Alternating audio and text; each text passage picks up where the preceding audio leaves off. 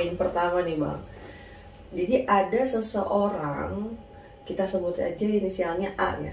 Nah nanti Bang Cecep nih bisa sanggup pautin sama yang rekonstruksi bayi kita tempo hari. Mungkin teman-teman yang belum nonton, ditonton dulu ya. Ya, rekonstruksi gaib. Nanti diselipkan di ini ya, di kartu ya. Itu ada di samping apa? Samping kiri Mbak ya biasanya. Oke. Jadi ini ada seorang, kita sebut aja si A, yang saat ini masih jadi saksi nih ya, yang berperan untuk mencari eksekutor. Gitu Bang. Jadi perkiraan tuh ada 2 orang atau lebih, dan sekaligus memprovokasi hingga terjadi tragedi ini ya. Tapi dengan target awalnya itu hanya Bukti aja Bang. Sebetulnya Amel ini nggak jadi target. Jadi dia tuh targetnya hanya Bukti, motifnya ingin menguasai harta. Ada lagi Bang seseorang yang saat ini masih menjadi saksi, kita sebutnya si E ya.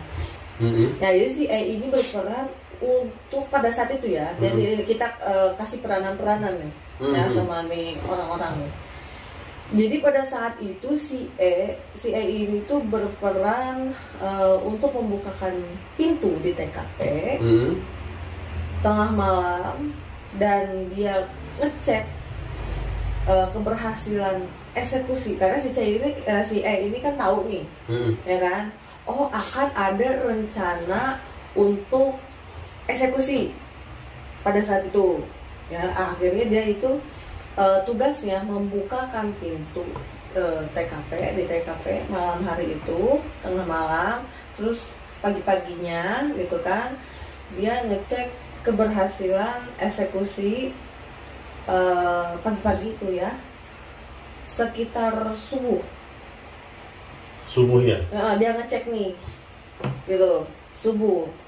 Jadi pada saat malam itu dia cuma tugasnya buka pintu aja, dia balik, habis itu dia balik lagi ke TKP sekitar subuh untuk ngecek keberhasilan eksekusi tersebut. Nah itu saat tengah malam buka pintu TKP, dia naik motor sendirian, dan saat subuh ke TKP dia naik ojek. Kayaknya aku tahu nih si E. Tapi namanya juga prediksi ya, prediksi teman-teman.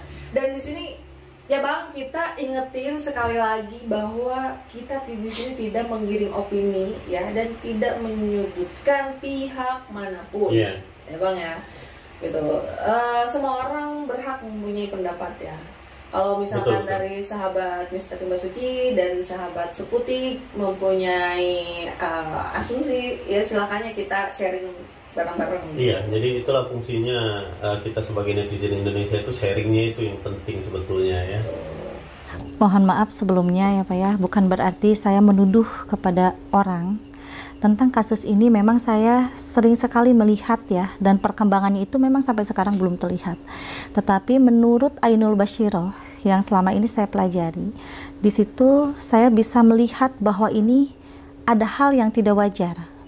Jadi kasus pembunuhan di Subang ini ada seseorang dalang yang memang seolah-olah dendam ingin menguasai harta kekayaan dari almarhumah, dari ibu dan anak yang sudah meninggal sekarang. Dan di situ orang ini sangat pintar ya dalam menjalankan strateginya. Tanpa harus mengotori tangannya, orang ini menyuruh orang di luaran untuk bisa masuk ke dalam rumah itu dan diberikan akses-aksesnya secara lengkap. Maka dari itu tidak ditemukan jejak apapun, karena bekerja sama dengan seseorang yang mengetahui tentang strategi TKP. Yang saya lihat di sini ada permainan juga ya antara si pelaku dan juga orang-orang yang mengikuti TKP di kejadian itu. Jadi ada beberapa oknum yang membantu untuk menghilangkan jejak buktinya. Mungkin kalau untuk memberikan inisial saya tidak berani ya, karena takutnya menuduh ke seseorang. Tapi di sini saya bisa memberikan ciri-ciri dalangnya ya. Untuk ciri-ciri dalangnya adalah seorang perempuan. Dan untuk yang menjalankan untuk membunuh almarhumah itu masih orang dalam. Intinya bukan orang lain. Jadi bekerja sama untuk menghilangkan nyawanya agar harta warisan si pemilik rumah tersebut tidak jatuh kepada yang berhak, melainkan akan jatuh kepada orang yang ingin menguasainya. Jadi orang dalam itu meminta tolong kepada seseorang yang berprofesi ahli ya, dalam menghilangkan jejak-jejak dan juga bukti-buktinya.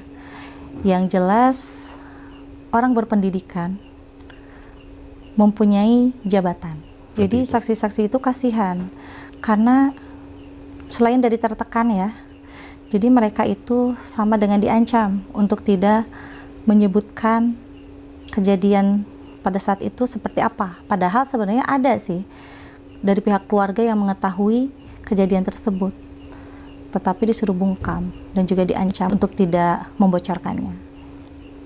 Jadi untuk faktor lain masih banyak yang belum terungkap karena memang bukti-buktinya itu dihapus gitu ya, ditiadakan oleh si pelaku eksekutornya. Tetapi sebenarnya yang saya lihat ya, bahwa di rumah tersebut masih ada yang bisa dideteksi di bagian jendela kamar korban.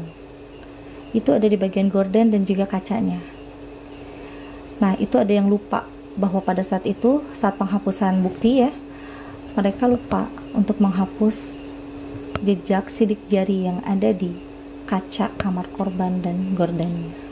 Insya Allah sih sebelumnya saya pernah mendoakan almarhumah ya, kedua almarhumah tersebut, dan di situ memang ada petunjuk yang pada saat itu almarhumah itu menyampaikan sangat kecewa bahwa sampai saat ini penyelidikan ya belum pernah terungkap karena memang ada faktor kesengajaan yang mungkin tidak mau diketahui oleh orang banyak. Dan kepada pihak keluarga pun juga almarhumah itu bilang tolong disampaikan bahwa pada saat itu sebelum mereka meninggal seperti disiksa dulu, jadi dijadikan bahan pesakitan gitu, dan tidak langsung dibunuh seperti kalau Sundanya itu diganggayong gitu ya.